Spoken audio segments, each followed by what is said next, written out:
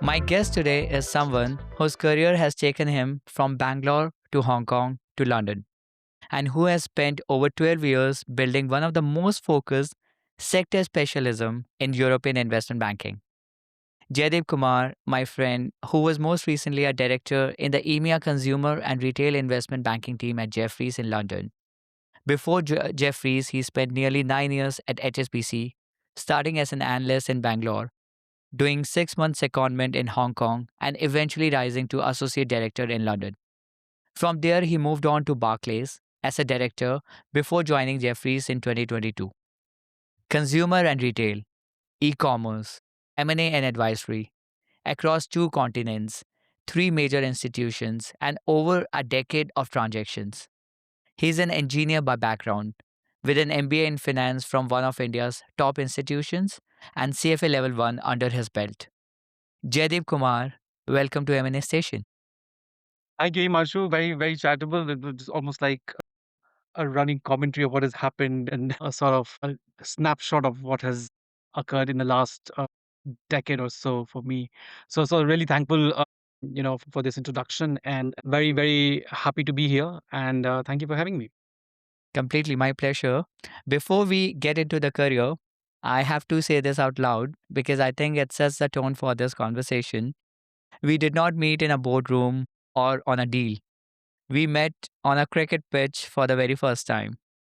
Do you remember anything about it? Do you want to I talk about do. it? I'm not sure I want to talk about it, but I certainly do remember. I'm not a very good cricketer, for the record. I just played for leisure, and you clearly are one of the best out there in the groups that we circulate in, right? And I think it was a very good experience, but it took like a day of your entire week, right? And because you're not so good, you're put out in the deep to field, and then you miss field, and then you have to face Himanshu's wrath. So yeah, so look, I play decent badminton, but Mm. cricket I definitely love watching more than playing. I think what matters is your passion for the sport, right? I think best or worst, that's all relative. Agree, agree. Moving to the career, you started your career as an intern at HSBC in Bangalore in early 2011. And then you stayed at that firm for nearly 9 years. Can you take us back to the start? What led you to investment banking? And was it always the plan coming out of symbiosis? Yeah, look, I mean, you're from India, and I grew up in India. For most of us in India, you become an engineer first, and then you think about what to do in life. Unfortunately or fortunately, that's the way it happened with me as well. And I always had an inclination for economics and finance. While I was doing my MBA, I did my majors in finance and minors in operations. But I always had a tilt towards finance. I did my internship at HSBC as well. So there we had like two internships. So one I did in the finance function of another large global FMCG, Kimberly Clark and Unilever had a Hmm. joint venture in India. So I started, did my summer internship over there. So got a little bit of a feel of how corporate works and everything. But in my family as well, I come from a business family. My father is a businessman. He deals in spices. And my brother was also in finance. He does debt syndication back in India. And so I had a little bit of inclination towards finance, and M&A always enthralls you from outside. Most certainly in university, when you speak to people, or when you look at it from outside, and it really looks really flashy and high stakes and a good money kind of situation. And when you get into it, and you realize how difficult and not so cushy it is as looks from outside. But yeah, so I've had an inclination towards finance all along, and wanted to really try this. I happened to be in a good institution in terms of my MBA, and so we had some very good companies come over. So you had the large banks come, Hmm. and HSBC was one of the first investment banks that had come to campus for recruiting people, and luckily managed to get into HSBC. It is a bulge bracket bank in Asia. So I did start my career in Bangalore in India, working with the APAC team, and then I moved to Hong Kong for 6 months. Hong Kong is a very different place from the rest of the world, I Yeah, think, yeah, right? of course. Just the sheer work culture and intensity of the place, very common 100-hour work weeks. So it was a difficult time, but also one of your most sort of enriching learning experiences, if you will, because you get to work on so many live transactions, very different product sets. And I happen to be very lucky in the sense that it was that time. If you remember, there was this phase between 2011. and around, where a lot of Western companies wanted to list in Hong Kong. Of course. Prada, Yeah. Mm-hmm. Samsonite, Sun Art Retail, L'Occitane, and HSBC was almost on all of those transactions. And there was also this wave of Western retailers trying to sort of hive off their Asian subsidiaries. So Mm-hmm. HSBC was again on like 8 of those transactions, and I was part of a lot of them. Tesco selling Korea, Metro selling Vietnam, Metro selling Thailand, and Casino selling Thailand and Vietnam, and so quite a few of them. And so it's APAC is not that monolith, especially Southeast Asia. A lot of people seem to believe, but had a lot of good experience with different countries over there and different deal stuff. But as you can appreciate, it's not easy to rise up the ranks in Never. Hong Kong, Never. especially if you're not Mandarin speaking, right? Mm-hmm. So Mm-hmm. I had some very good counsel and a very good sort of seniors who would advise me, saying that, look, if you were to look at London, because it's basically being a global bank and London was one of the key headquarters there, right? So there was an opportunity here, and I sort of interviewed for it, and then yeah, we managed to move. It almost makes sense because no matter even if I bent over backwards, I wouldn't have learned Mandarin, and English was something that came because we were medium of instruction in India was English always, right? So you could, and then London is so cosmopolitan in that way. So yeah, I grabbed it with both hands and found myself here. So although it was same institution for a long number of years, it was actually hopping geographies as well. So it was almost Mm-hmm. like Mm-hmm. you had a different team, different sort of client base, and a little bit different way of operating. Like, I mean, I'd never heard of like a corporate broking business back in Asia, right? Like in Europe here and in UK specifically, you had like corporate broking. So with HSBC, what happens with a large bank like that, and you've been part of large banks yourself, so you're aware, multiple products, you get pulled into different directions. And for HSBC, clearly M&A was not a central core function. They had like really great M&A teams, but it was not an investment bank per se, right? So you would invariably get pulled into the sort of left fin deals, DCM transactions. ECM was also they were very good at. So it was not core M&A. So Mm-hmm. a lot of allied businesses as well. So that was a great learning experience, I would say. And I hopped, was very fungible between consumer and retail, as in branded consumer and the channel, and that worked out really well. Was lucky to be part of some amazing transactions, like Tesco selling Korea was probably the highlight of those, because that was one of the largest transactions we did. And then, as I was moving from Hong Kong to London, there were a couple of them right there with Metro selling Vietnam. So was holding the pen on a number of things as a junior. Mm-hmm. So great exposure. Yeah, that's how I look back at it very fondly. Great. You have an incredible journey. I want to touch a bit more on your background. You are an engineer by background in terms of training, like myself or like most of the Indians. How does an engineer end up in consumer and retail investment banking? And does that technical foundation ever show up in how you approach deals? That's a very good question, and slightly difficult to answer. I've never thought about it that way. A lot of things you do in life, and you think you take a different course after that, and you think, oh, this is all old news now, but Mm-hmm. subliminally it somewhere just resides in you. And I think as an engineer, what look, most sort of undergrad courses across the world, I would say, they really focus on building some basic sort of analytical skills and how to assess situations, solve a problem essentially, right? So that kind of gives you that, and if you do an MBA after that, it's a flashy sort of course, but at the heart of it, what engineering taught me was clear analytical skills, and an MBA just sort of supplemented what on top of that was structured thinking, right? I think if you give a normal business problem to a person who's not done an MBA and a Mm-hmm. person who's done an MBA, I think the key difference potentially would just be you would probably be able to more structurally think about a problem, right? You would try and think about, hey, can I do a proper situation analysis and see what are the different sort of areas this can go to, what is the real problem, what are my options, how do I what are the consequences of each of the options, which option should I really take, right? So it just gives you that structured thinking, and I think at the heart of it in engineering is I did my engineering in electronics and communication. Yeah. And look, to the extent when we were doing our MBA, we were really advised on try and specialize in one sector, and then Mm. that'll hold you well. You shouldn't be Yeah. knowing about everything, but do try and specialize in one. And not surprisingly, I chose telecom as a sector, and you don't get a lot of say when you're choosing sectors by when you're recruited.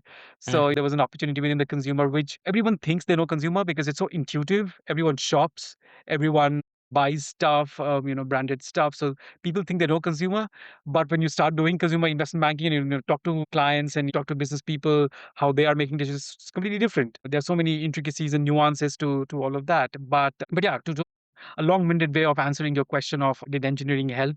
Maybe subliminally, just in analytical skills. Even today, you pick up a problem of, hey, this is the problem a client is facing, and how do we approach this?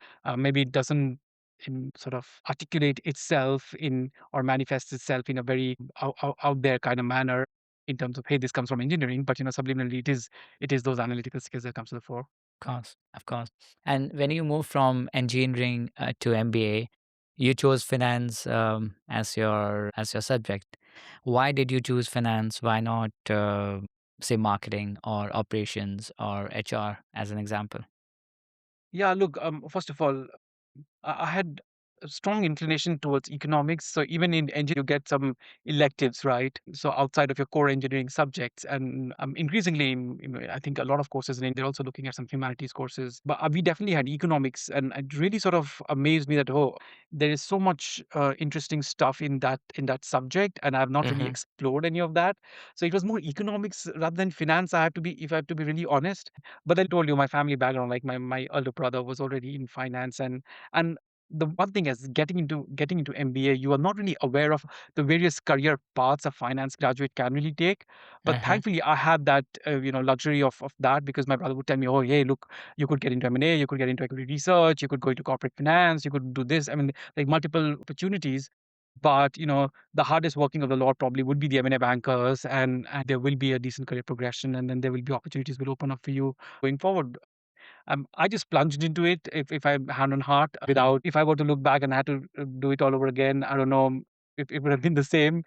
There's so many different points in time within my career where I thought, okay, I've had it. I can't take 100 I'm hour work sure all of weeks. us have it. Yeah, and sitting in the office at 3 a.m., 4 a.m., and then Uh-huh. trying to work on a model and trying to balance it and everything. Yeah, PTSD. But that was the reason. Actually, just plunged into it. There was subliminal interest, and there was like people around me who really spoke highly of finance. I looked at successful professionals, and within the last few months of my engineering and the first few months of my MBA, really got exposed to a lot of people from this sector, and it just enthralled me a lot, and then sounded very very interesting. And I thought, if you want to do finance, why not do investment banking? And if you want to do investment banking, why not do just M&A? So really really enthused me to and enthralled me towards that. And before banking, as you briefly mentioned, you interned at Kimberly Clark, Yeah. a consumer goods company. Was that the experience which led you towards consumer and retail sector, specifically at HSBC? Like I said, HSBC's consumer sector, but it came to me rather than me going to it. I actually wanted to do telecom. Mm-hmm. But the experience at Kimberly Clark was also really good. You could get a sense of, and this was a joint venture of Hindustan Unilever and Kimberly Clark, and not something to write home about too much. But I used to look at they had this, you know, the baby diaper division, right? And Yeah, Kimberly Clark was really good at that, and yeah. with Unilever, they're trying to really take that division forward, and it was such amazing. And I was reporting directly to the CFO then, and such a great guy, proper Unilever lifer, and then he'd been roped into this joint venture to lead the CFO function, and a great learning experience. You just get to get a sense of how an FMCG company really operates, and especially in a market like India.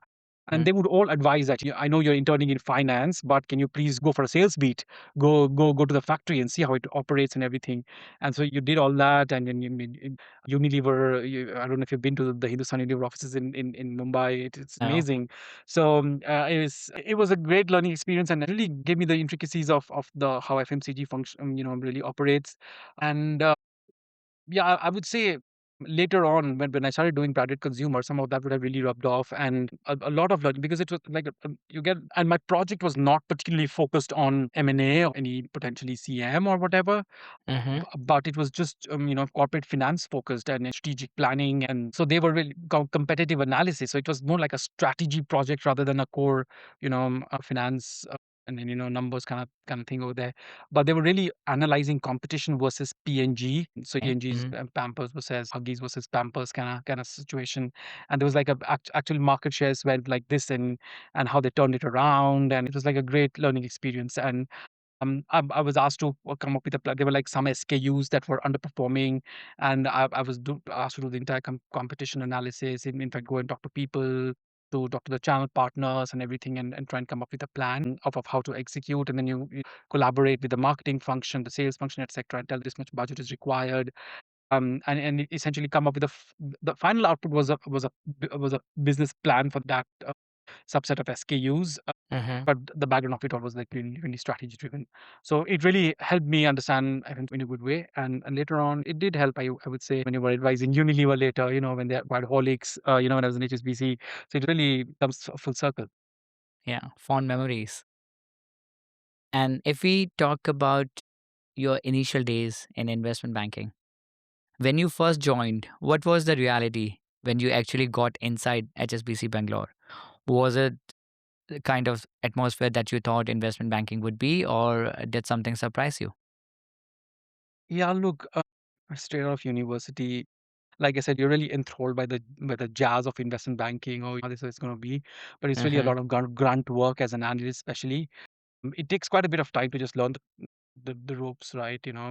It is not too difficult in the sense that, if you've come from engineering and stuff, you are technically, and then you've come from MBA background, you're technically good enough already. So you would know that there isn't something that super out of the world that you can't really understand.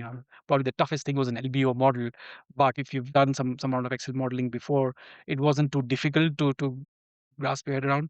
What was really difficult was managing multiple projects at a time, managing people, setting expectations, delivering, trying to deliver rather than over promising multiple projects. So that was a little bit of a reality check of, you'd seen other people in and a lot of sacrifice, I would say, to doesn't get talked about as much.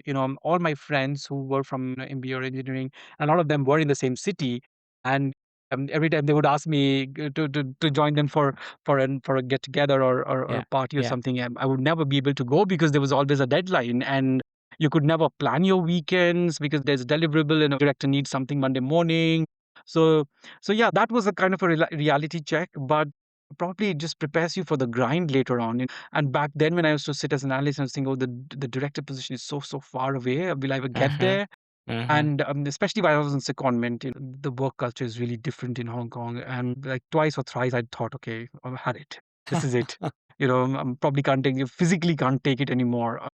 I think things have changed also a lot since we've risen up the ranks. I mean, the Gen Z who's the analyst now can easily sort of say, "Oh, you're not going to do it right now because I have other priorities." Of We would course. never be able to speak up to our MDs back then, and Mm-hmm. the things have changed significantly. But yeah, I mean, that there was a really rude shock in terms of working hours and the intensity of the things, number of projects one had to handle, number of, and sometimes it all boils down to you because an analyst is closest to the model, closest to the numbers, and closest to the business in a way. Managing directors have to do like, I don't know, 20 businesses, 50 businesses they're looking at, right? So you prep them for a meeting prior, and if you're joining them for a meeting, or if there's a question on all the numbers, all eyes roll onto you. And so yeah, I mean, just soaking in all that pressure. So yeah, that was a little bit of a reality check, yes. You touched upon quite a number of interesting things. One is managing different projects. So, Mhm. how many different projects would you have managed at a particular time, and what would have been your average working day back in HSBC Bangalore? How many hours you would have worked? I mean, looks like a really long time ago, but it was really hard. Don't want to say the word horrible, but it was right. There was no end in sight, because I mean, like, you would easily be working on like 4 or 5 situations. There would be like 2 live projects always, and then of course there would be pitches, right? So I mean, like, when I grew up to be like VP and a director and started running meetings myself, I would make sure to sort of leverage existing materials as much as one could. But I thought back then everyone's in a constant pressure mode, right? The directors and MDs, they're constantly under pressure to deliver. They want to impress upon the client a few things, and then this sometimes things get lost in translation of what you want versus what the analyst has been able to give you. So yeah, I mean, I think project wise, two or three live projects for sure, and at least Mm-hmm. 3 or 4 pitches going always, right? And you're generally the sole analyst on a project.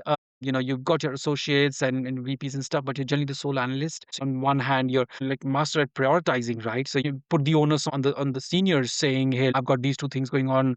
Tell me which ones to prioritize," and let them decide rather than you.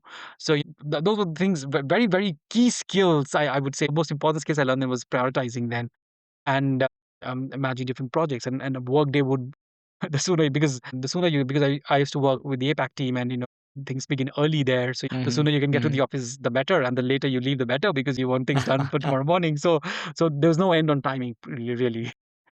I also remember my time when I started at Nomura, Mumbai. Yeah. So the longest I worked at a stretch was 26 hours. I started on one of the fine days, 8 a.m. Next morning, I was going home 10 a.m. I called up my then girlfriend, who's my wife. It was Holi. I was wishing Yeah. her Holi, and she was like, "You woke up so early." I was like, "I'm going home from yesterday. I've been in office for 26 hours." Do you have similar kind of stories where you have spent more than Man, I 18 don't know hours, how. 20 hours? Quite quite a few. So I remember, so especially on secondment, right? So what happened was, there was a project we were doing with a leading French retailer who wanted to acquire or dispose of their Chinese business, and we were working on that project. And so it was invariably like Friday would be the meeting with the client, and like good 3-4 hour meetings, because you were already engaged with them, and deep discussions on how you would position the business, which part of the assets to divest, etc. So really, really, even for like a normal investment bank, it was a very detailed project, and a French client on the top of that, very demanding, very um, difficult. And I remember, so the first time I went to Hong Kong, I'd always thought Macau is so close by, right? And it's a ferry ride away. You cannot believe I struggled for like 2 months on end to just go to Macau, because even on a Sunday there was no I'm respite, not right? surprised. So finally, what I did was, I just told them there was a Mhm. Chinese holiday, and I just thought, let me make use of this opportunity. So let me wrap up a little bit of work early on today. So I did some extra hours on a Saturday, and then I took the last ferry out Saturday Mhm. and spent the night in Macau, and took the first ferry back to Hong Kong next day on Sunday, and went back to the office. And then later What that a evening went story. back A to story.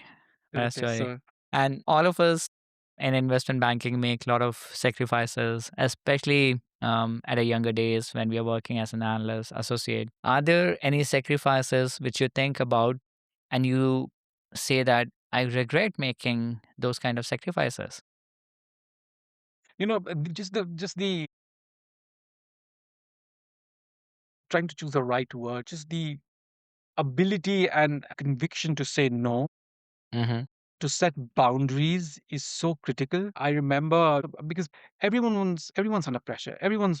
Wants to get their work done. Everyone wants to sort of outshine the next person. Everyone wants to impress the client. So there will be no end to work, right? And the truth of the matter is, if you're not around, the business still goes on. I was not seeing anyone, or I was not married then. So Mm-hmm. and there was this running joke that if you're an analyst and associate, don't get married. There's no way you'll be able to your marriage will be able to survive. But look, I mean, the honest truth of it is, the one thing I regret is lacking the conviction to say no. That hey, Mm-hmm. boundaries here, right? Because I remember I was away on holiday for my brother's wedding. Okay, and there was something in a model, because I was working on the financial model, and there was something that was sourced from somewhere which probably I only knew, and I did not hand it over appropriately, or you know they really needed it, and Mm-hmm. then they called Mm-hmm. me, and I had to get out of the wedding and talk about it, right? So I Wow. remember I sat down, after one of those days, and thought that, okay, this is getting unhealthy, right? Yeah. You have to say Yeah. no. And People carry will work on. it out. Yeah. It would take somebody else another hour to do that, but probably they would have done it. It's probably not worth it. But anyway, it's like you learn and live, right? Course. And do you think if you had the conviction to say no, and if you had said no more times in the past, do you think it may have had an impact on your career? Not really. I mean, people respect. Eventually, people respect. So look, I mean, they keep you in the team because any new company hires you because you're good, right? They believe in what you can deliver, right? So if you can deliver in the normal sort of sense in during working days, and you're not on your holidays, etc., that's good enough, right? People will hire you for, and people respect you for what you do.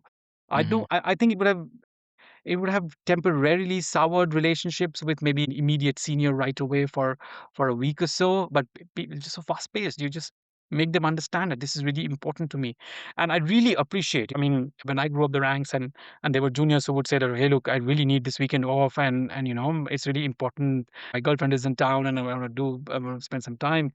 I would understand because you don't want to inflict onto others what has happened to you. So Of course. yeah, so but I only looking at them, I only wish I had done a few of those things.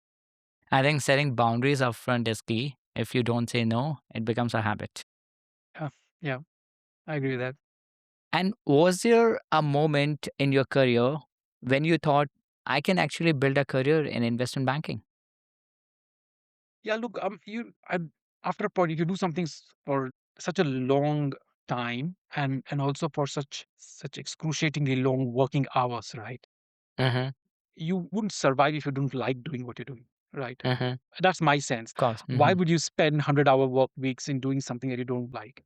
It really excited me to that, hey, and look, barring very large companies, M&A is a very important life decision for a company, right?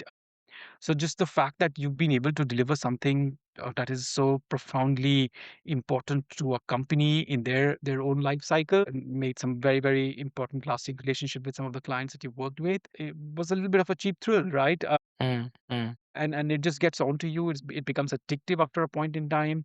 And I know of so many people who have gone on from investment banking to corporate life, and find it very mundane and find it very slow, and then come back to banking, or maybe, I don't know, private equity. And then so yeah, really, there were quite a few moments in the career where I thought, okay, oh, this is something I could do. And look, a friend of mine once told me that, unlike other careers, the KPI generally just expand in their ambit a little bit as you rise up the ranks, and there's real proper gradual training for the next level, right? I think except for investment banking in terms of sector bankers, right? Your KPIs till you're a VP is completely different when you come to director. You might be a star analyst, a star associate, and star VP does not necessarily make you a good director. I Yeah, 100% because agree. especially if you're on a revenue generating role, right? You have to bring in business.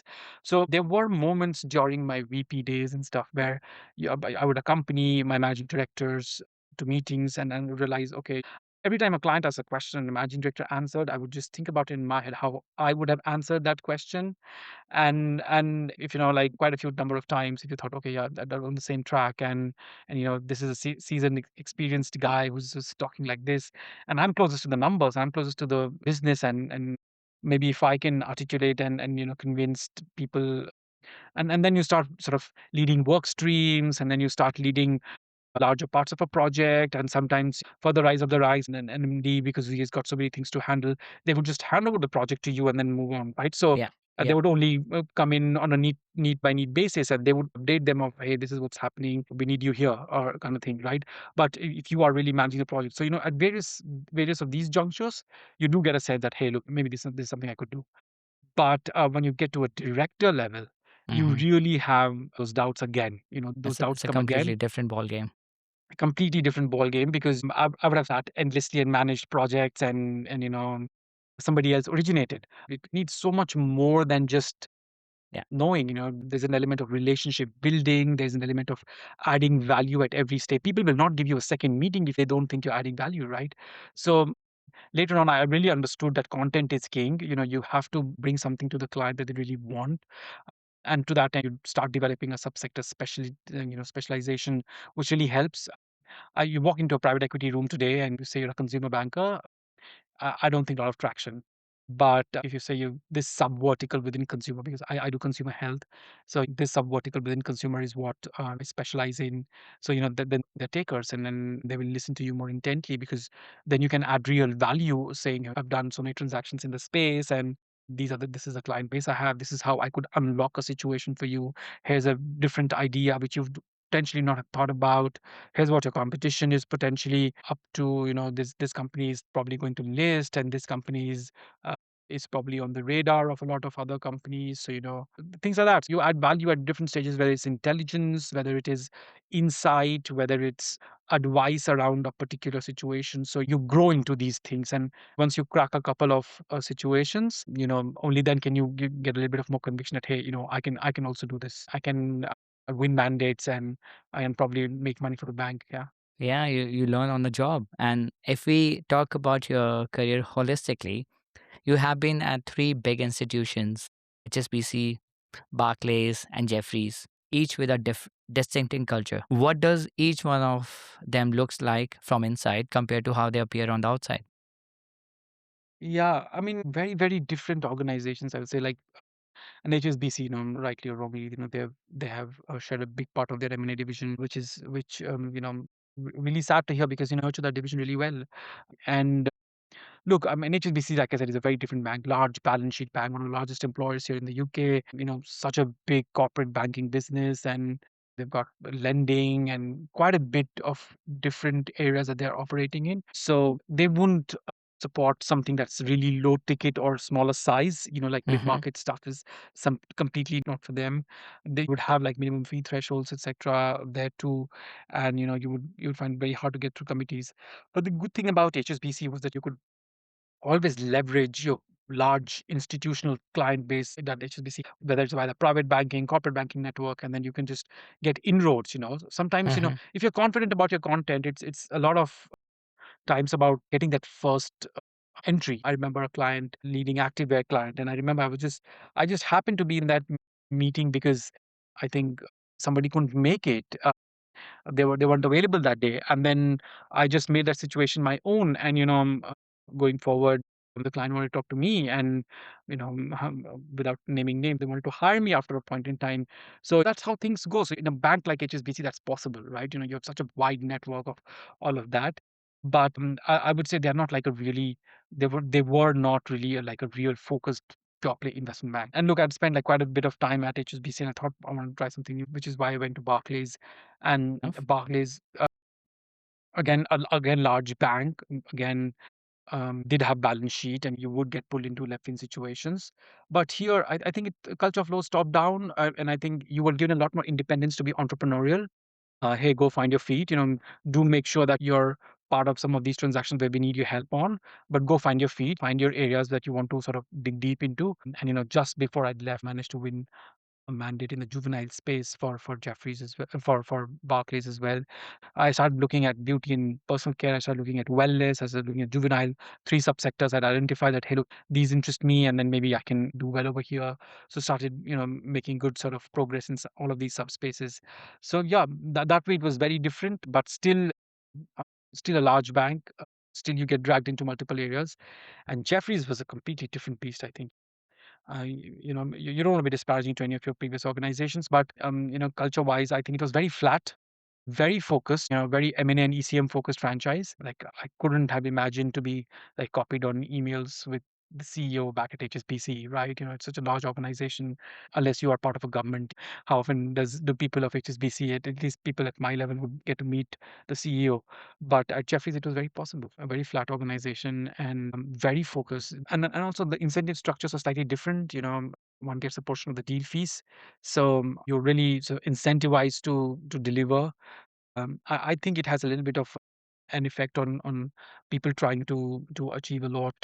And it becomes very, very competitive. Also, everyone's trying to do their best in different fields that they are in. But net, yeah, I've learned a whole lot from all the three places. I think very distinct in terms of how they operate businesses.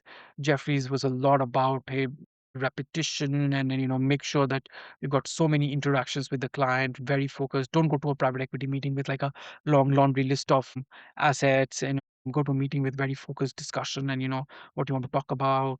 They encouraged me. We started like a conference, which they're still continuing. And then it was just a vitamins and supplements conference. First year, there Yeah, were like yeah. 50 people.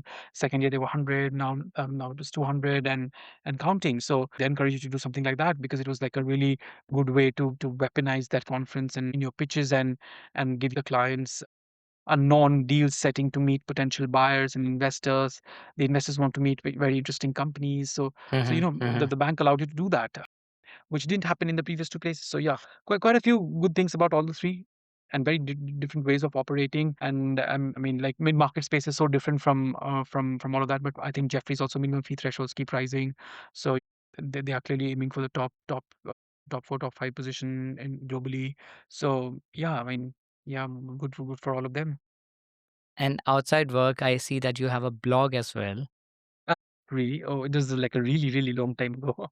No, I'm which not is active. I'm not an active unusual. blogger. But anyway, this is unusual for someone in investment banking having a blog. What did you write about and what made you start it? It was just an experiment of sorts, I think, way back. And then look, because you're in investment banking, there are the sort of rigid rules, right, of what you can put out on Yeah, social media, yeah. etc., right? So probably one of the reasons, and one, you don't have time, and two, there's so many restrictions. I really said never fancied, doing this for a longer time. But this was very early on, I think, way back, writing about something social. So I'm not an avid blogger for sure. All right. And how do you actually switch off? What does life outside consumer and retail M&A look like for you in London? Yeah, so I have a good network of friends, and I've got a 4-year-old daughter, so she keeps me busy. And yeah, play badminton 4 hours a week. That's something I really look forward to. And yeah, Hmm. you travel to different places, and yeah, watch interesting content. That's about it. You plan to choose badminton over cricket these days? Most certainly, 2 hours and done. Not wait there for 8 hours in sweltering heat. And in terms of geographies, you've been to Patna, to Kota, to Manipal, to Pune, to Bangalore, to Hong Kong, to London. That's an extraordinary amount of ground covered for one career. Where does it feel home for you? Yeah, and a leading influencer once said, after a point in time, you don't look for home, you become the home, right? So wherever family is, probably is home. But look, yeah, my parents are still back in Patna, my hometown, and every time you go there, you just sort of, you don't feel like you've been away for so long, and that's zero of the Cartesian coordinates there. But but yeah, like sometimes people who've not been to India or don't know India probably don't Hmm. appreciate how Hmm. big India is, right, and how different Hmm. it is. Yeah. And it's just almost like so many countries put into one, right? You travel from one state to another, people don't speak the same language, they dress differently, eating habits are different, and probably look different. I mean, really appreciate. But while I was doing it, I was not very happy of, hey, I'm going hopping from one place to another. I don't know, but it really gives you such wonderful perspective of different cultures, right? I come from Patna, and which is like a very different state from Rajasthan, and then Maharashtra. So and you pick up a little bit of languages from everywhere, and yeah. So I mean, even my parents, my mom's from West Bengal, my father is from Bihar. So you had like multiple languages at home itself, right? And then Mhm. you pick up a little bit of everything elsewhere. So very very enriching and all encompassing experience when you go to all of these different places. And Hong Kong was like a completely different place, right? And yeah, a lot of like I'll share a funny incident. So because you come from India, you think your taste palette is attuned to all the spicy food, right? And you would something like, at least places I've been, I was like really keen on having, okay, I can take a lot of spicy food. And I go to Hong Kong, and the team folks asked me, hey, let's go for hot pot. And I was like, really? That should be cakewalk, spicy. And I had smoke coming out of my ears from all sides. So yeah, you don't appreciate a culture as much from outside, unless and until you've gone there. So Yeah. yeah, Hong Kong was a very very fun place as well if you really had the time. And then come to Hong Kong, and come to London was really good. London is so much more cosmopolitan, and English, the language is not a problem first of all, because you know how to speak English. And you can get around Hong Kong speaking English as well, but I Hmm. thought being a lot of Chinese conglomerates, and some of the Chinese clients would be very difficult to impress upon with you not being a non-Chinese. So yeah, very very interesting experiences, and really grateful for how life turned out to be. Yeah. Great, great, very fascinating. And if we were to talk about life outside deals, mandates, what is one thing which you are generally genuinely proud of that has nothing to do with investment banking? I think it's really getting very difficult to raise kids today in a little bit of a grounded manner. I'm incredibly proud that do whatever, don't listen to. Our upbringing was very different from how kids are being brought up today. I'm very proud of the fact that I did not sway in multiple directions I could have potentially gotten, stayed true to my origins, and Mm-hmm. trying to inculcate a little bit of that in my daughter as well, right? Mm-hmm. So a little bit of spirituality, a little bit of rootedness. I mean, I'm extremely proud that I'm sort of putting a little bit of reading into her. I've been an avid reader all along, and so just different genres, and now she's taken very well to reading. She's 4 years old, and while she can't read full sentences yet, and sort of getting a hang of phonics now, but just being read to, and then that interest in taking a book and just flipping over, I'm Yeah. like incredibly proud of that. It's such a wonderful feeling. Yeah, yeah. And where can people find you if they want to follow your work or get in touch? Follow my work. I mean, you've got to be a client or a colleague to follow my work, but no, I'm generally in and around. Very much stationed in London now. London feels home now. I'm based in Northwest London, Pinner. And yeah, I've always thought about writing stuff, maybe a memoir or a decent enough book. Hopefully It'll soon. happen someday. It'll happen someday, but not yet. Great. We are on to our last section now, which is a rapid fire. Rules are simple. First, honest answer that comes to your mind, no Mhm. elaboration. Okay. Are you ready? Yeah, yeah. Great. HSBC, Barclays, or Jeffries? Which suited you most, honestly? Jeffries. Consumer or retail? If you had to pick one subsector for the rest of your career? Most overrated thing about working at a bulge bracket? That you're paid, a very, very high bonus every year. Interesting. The consumer brand you would most want to advise on a deal. Wow. I don't know, all of them. But consumer health brand, I'm really passionate about consumer health. Follow that quite a bit. So yeah, one of these large consumer health brands for sure. Fair enough. Bangalore, Hong Kong, or London? Best city for actually living. London, by far. Hong Kong's secondment, was that your best 6 months of your career or most challenging? Most challenging, without a doubt. Most challenging. One thing that you miss most about India?